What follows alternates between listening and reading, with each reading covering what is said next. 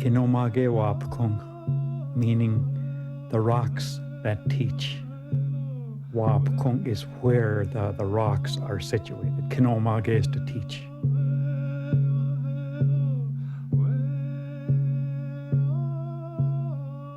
Years and years ago, if there was a child that was picked out that was very active, from the time they're born, their legs are going, and they knew that this child grew up to be a pretty smart person, and they would be taken over by some of the elders. This young person would be brought to the Petroglyphs. It wasn't for anybody to find out. It was only for this young person that was being trained. He becomes an elder, sort of a priest in his own right, I might say. My grandfather lived to be 112. He talked about the teaching rocks. That's how I found out about them. He brought people there. He went over and stayed with the Indian people that were on Stoney Lake then, you see. I think history was being opened up to me, which I never sensed to be of any value until I became older and saw my children and my grandchildren. Then I knew that I had something to impart. And I've gone over it and try to visualize in my mind what I'm going to say to the young people, that they may listen, that I won't sound too drab, that they might take some of my advice. According to the elder that read it, they would be Algonquin Ojibway people that made the carvings. The rock is like coarse crystals of salt, and if it was just hammered away, it would break and it could be gouged out that way. At one time, the depth of the carving in the rock was the depth of a person's fingers folded at the joint. So it would be maybe 2.5 or 3 inches deep. Now they're almost even. It was covered by leaves and pine needles, and that protected it. But once it was opened up in 1954, and then it began to deteriorate very quickly. Whenever they would go to teach, they would open it up and then cover it back up again.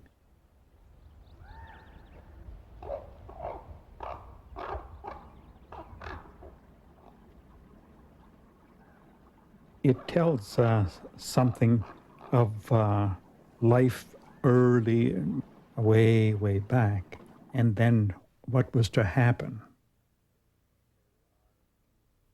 And there are things there about the female of the species, what her work is, that she is the foundation of the family, and things like that, These are things that were just given a little bit to us. An elder came, and he began to read it. He'd never seen it before. And yet, the more he saw it, the more he could read it. But he's just giving us enough. He's not giving us everything. Because he doesn't want us to take shortcuts that we feel that we know all about it, and when we really don't. We have to live a certain way before we can carry the wisdom that it has. And I think the elder just felt that we were not ready for it. And you can't pressure him into telling you anymore. That's his right. And if he feels that we're not ready for it, he's just not going to tell us. The elder has not told us totally, because he has told us that you don't learn from the top. You learn from the basics. And until you know the basics, then you can be told the remainder, he said. The medicine wheel, the wheel of life, one could say, usually starts from the east, where life begins, where day begins. As life goes on, the midlife in the south, and the sunset is where our life ends. In the north, our spirits may be when the tobacco is burned, meeting the sun. We are put on this earth to look after our mother, the earth. There are many things that will happen. And maybe some of the children will abuse our mother, the earth. And it's up to you to redirect them that they are not supposed to do it. We're put on this earth to look after it, not to mutilate it. And from what I tell you, you will mix with your experiences and tell the young. Animals tell you that coexist, you know. And I think this is the pattern that most Indian people try to live by. All animal life, everyone is endowed with a soft voice that animals will understand. We were always told to speak softly to them. Speak softly to them. Your voice indicates that you mean them no harm. This is what we were always told. You know, there's a time when you're hungry that you have to kill an animal, but coexist with it when you don't need to kill it, because they're beautiful, they're lovely to watch, and you're honored that you can be near them without them running away from you. It's a wonderful feeling to have that. That's what coexistence is about.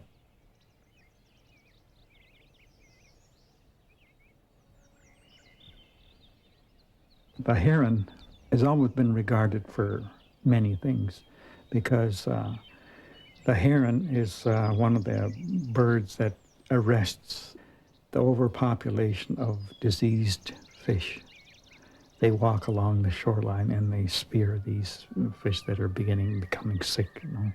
Were it not for the heron, I think there would be a lot of illnesses by the smaller fish, and it would transmit to the larger fish that live on it. And that's why it's held in high regard for that reason. My family are a beaver clan. We couldn't trap beaver. It's like a godfather, you might say. It was my grandmother's totem. And she said, watch the beaver, you'll learn much from him. Every plant, every blade of grass has a right to grow. And whenever you set your teepee up or your shelter, don't leave it there for long, because you will kill the grass if you leave it there. Move your shelter. That's why the Great Spirit has given you a strong body to be able to do these things. And I will meet you, and I will ask you to repeat to me what I have told you.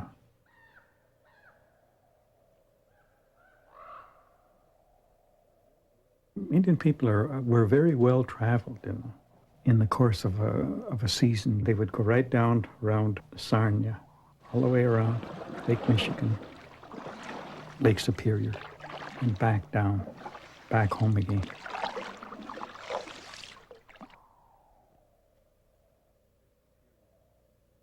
Lake Superior to the Ojibway were known as Ojibway Chigming, meaning the large body of water of the Ojibway, being entirely encompassed by the Ojibway language.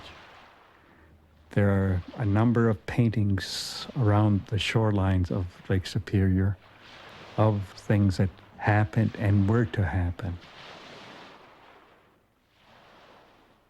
Many times the Sioux would come down the rivers in Minnesota, out at Duluth, and the Ojibway used to paddle across in the moon of May, because that is the quiet month. And they would get together and they would exchange medicines, and then they would head back again before the moon of May was gone, because the wind begins to blow pretty heavily.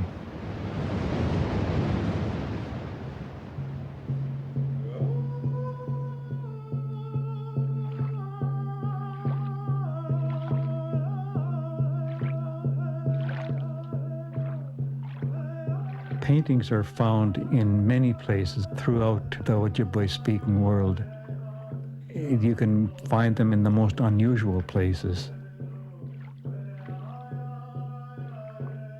If a noted elder had a dream He knew that this dream had a great deal of meaning, and he would paint on the rocks, and he knew that sooner or later there would be someone that could translate what these paintings are.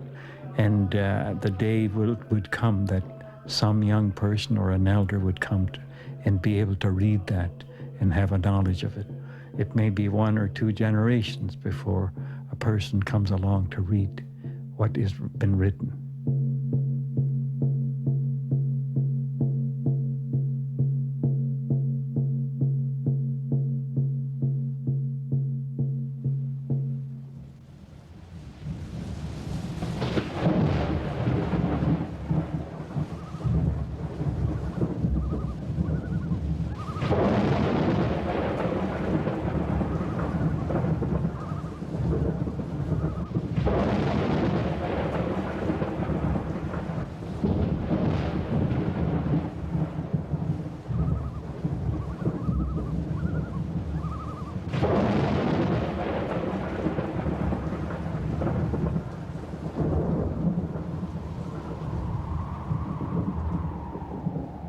I think there are places in the Great Lakes that have not yet been found. I've been told that there have been scrolls hidden away in Lake Superior. I've heard people talk about them as a kid, the birch bark writings and so on. The Médé religion is a slow process. These are the basic things to be able to coexist and see the good in everything.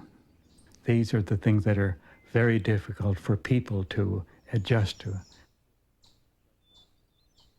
The sweat lodge is a purification process of it. When you go to an elder, you use a great deal of respect, and you take to him tobacco. They have a sweat first. He performs that, and then he takes them out, and they fast for 4 days, and then he brings them out, and they have another sweat, and then they have the ceremony, and then there's a feast after that. The sweat lodge, it's created by the Great Spirit. Like the rocks, it's from the Mother Earth.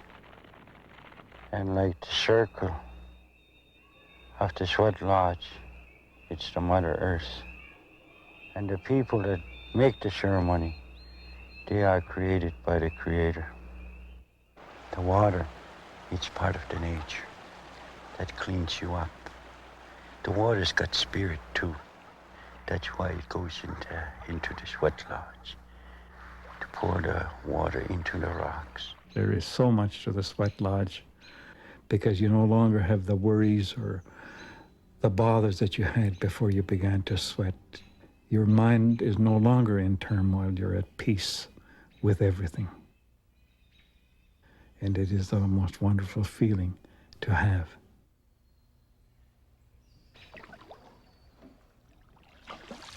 As we left Burley Falls to enter Stoney Lake, we knew we were getting close to our destination. We paddled the length of Stoney Lake, admiring the shorelines, and eagerly awaiting for the sound of Eels Creek, which would direct us to where we were going.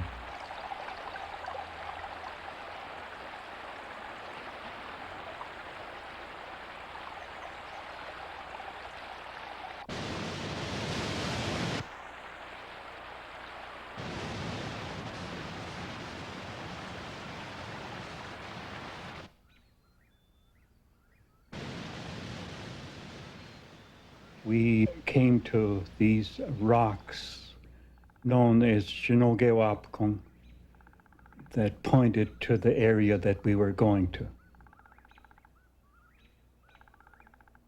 We saw animals, deer, and they looked at us. They did not run.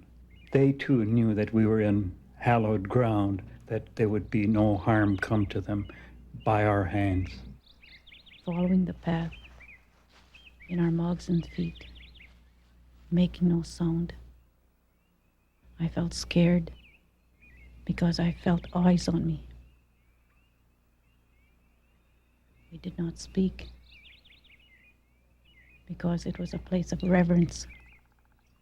This is where some of our elders had gone to think and to pray. I went over towards the southern end of it, and I could hear water running. I thought to myself, gee, I wonder how far down that is. I wonder if maybe that's the reason that they made these impressions here. And I had many thoughts. Just fantastic, the sounds and the images that are imprinted in my mind just while listening to that underground river. The Creator has always sent messengers or prophets to help guide mankind in the way that our lives should be conducted in a way of balance. But they neither take away anything that has been said in the past, but they may add to it. But each one of these prophets or messengers are like chapters in the book. It's up to us to go back to our traditional ways, that we'll try and warn the white man before he poisons the whole earth. Don't contribute to the mess that's being made. And you have young people that you'll be guiding and instill upon them the importance of it. Because not only the young people, their young people will have to live. And what we do now, we start the ball rolling. There's a great need for it. And the young people today are asking. They're asking. They want to go back. They can be quiet and think while they look at it and come up with their own thoughts. Not everybody's vision is blocked. The Great Spirit picks out certain people and tells them things. And this may be what can happen. I think the fact that if you can just think when you look at it, think, and it will make some sense to you. It'll give you a sense of peace about you, that there was people that existed at one time with wisdom.